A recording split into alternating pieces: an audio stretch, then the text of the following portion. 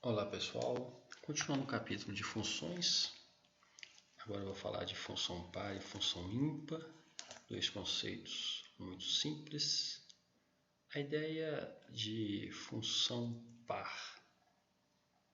Bom, função par é dada aqui um exemplo, f de x igual a x ao quadrado.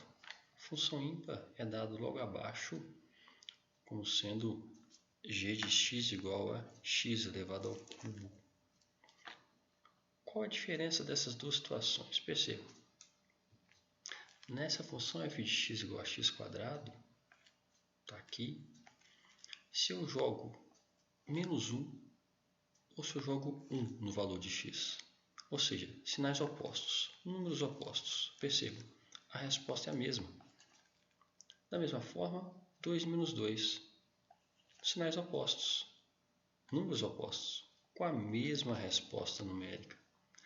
O quadrado tem essa propriedade de tornar positivos os números negativos, e isso faz com que a função apresentada seja par. Quem estiver prestando atenção agora vai perceber que se eu tiver x elevado ao cubo, se eu jogo o número negativo, a resposta continua sendo negativa. Se eu jogo positivo, continua sendo positivo. Ou seja, se eu jogo números com sinais opostos, a resposta continua tendo valores opostos. Então, se isso ocorre, eu digo que a função então é ímpar. Bom, mas a gente não pode achar que existem funções, só existem funções pares ou ímpares. Na verdade, existem funções que não são nem pares nem ímpares. Então, é interessante saber que a única função que teria as duas características simultaneamente é a função nula. Ou seja, existe função par, existe função que é ímpar, existe função que não é nenhuma das duas, não é nem par nem ímpar, e a única que é simultaneamente par e ímpar é f de x igual a 0. Bom, continuando os conceitos aqui, vou falar de 3 conceitos, na verdade são só 2, né? Porque função pode ser sobrejetora, pode ser injetora. E se for as duas, eu digo que ela é bijetora. Ou seja, para uma função ser bijetora, ela tem que ter as duas características. Vamos para a ideia de sobrejetora ou sobjetiva. O que é uma função sobrejetora? É quando, perceba, uma função tem domínio A contra domínio B, algo que a gente bem trabalhou em aulas anteriores. Quando todo elemento do conjunto B é imagem de alguém de A, ou seja, não tem ninguém sobrando aqui. Quando isso acontece, ou seja, quando a gente consegue sobrepor todos os elementos, né, quando todas as flechas estão sobre um elemento do conjunto B de quem recebe as flechas, dizemos então que a função é sobrejetiva ou sobrejetora. Perceba aqui que temos um exemplo de função sobrejetora, domínio real contra domínio, perceba o sinal de mais. Não é qualquer número real, tem que ser os reais positivos, incluindo zero. Resumindo então, quando o contradomínio é igual ao conjunto imagem, minha função é sobrejetora.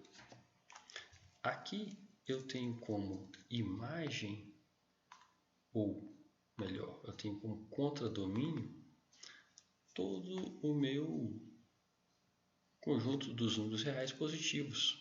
Meu eixo y, então, contradomínio.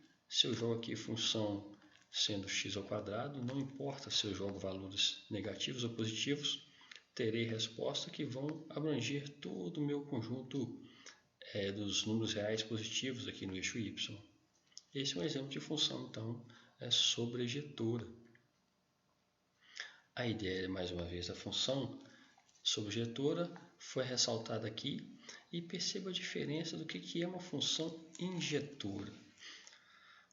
A função injetora quer dizer o seguinte, ora, se você mudar o x, ou seja, se você pega um x diferente de outro, se você analisa números do domínio, elementos do domínio diferentes, né?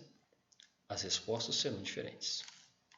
Vamos voltar no anterior, que é sobrejetora, e percebo aqui que, por exemplo, eu tenho Pedro ligado ao quinto andar e a Nicole também ligada ao quinto andar. São duas pessoas diferentes morando no mesmo andar. É sobrejetora essa função, mas ela não vai ser injetora, porque dois elementos estão ligados a uma mesma imagem. A característica de função injetora, então, é essa. Se mudamos os elementos, muda-se a imagem deles. Isso vai ter uma implicação no gráfico. Essa função f de x igual a raiz de x, ela sempre vai ter um valor diferente para cada valor que eu utilizar no lugar de x. Perceba que, como é raiz quadrada, eu estou falando de números reais, só posso usar números reais positivos. E a cada valor de x que eu jogar aqui, eu vou obter uma e única resposta, ou seja, se eu mudo x, eu mudo a resposta. Essa é a característica de função injetora. Só existem essas duas classificações, então, porque o que é uma função injetora? Se ela for injetora e sobrejetora. Então, basta entender os outros dois conceitos que a gente entende o terceiro. Logo após, nós temos aqui uma explicação, deixo para vocês perceber essa linguagem lógica. Eu vou direto para a resolução de exercício e vou mostrar para vocês por que essa função é par. Mais uma vez, se eu jogo valor positivo ou negativo, menos 2 ou 2, ambos terão a mesma resposta na função. Menos 2 elevado à quarta vai dar 16 positivo, 2 elevado à quarta, 16 positivo também. Ela é par, porque se eu troco o sinal, a resposta não troca. Essa função também é par, deixo para vocês verificarem, dando os valores. E percebo que a letra C ela não é nem par nem ímpar. Como eu disse anteriormente, tem funções que não necessariamente serão terão uma ou outra classificação. Já essa função aqui, ela é ímpar, porque se eu troco o sinal, eu vou ter respostas opostas de um número. Por exemplo, se eu tenho, quero calcular g de x igual a 2 e g de x igual a menos 2, sinais opostos. Eu vou ter, no primeiro, um meio positivo, como imagem, no segundo, um meio negativo. Sinais opostos, respostas opostas, função é ímpar. Par, recordando, sinais opostos, mesma resposta. Deixo para vocês fazerem então os próximos exercícios. O 2 aqui é muito fácil de visualizar e fazer a ligação. De cara já percebemos que essa primeira aqui não é injetora, porque para ser injetora, se eu tenho elementos diferentes, tem que ter imagens diferentes, e aqui eu tenho imagens iguais, por isso que ela não é injetora. É sobrejetora, porque todos os elementos do meu conta-domínio estão recebendo uma flecha, ou seja, o meu conta-domínio é igual a imagem. Bom, façam os exercícios. Se tiverem qualquer dúvida, fique à vontade para entrar em contato. Bons estudos e até a próxima.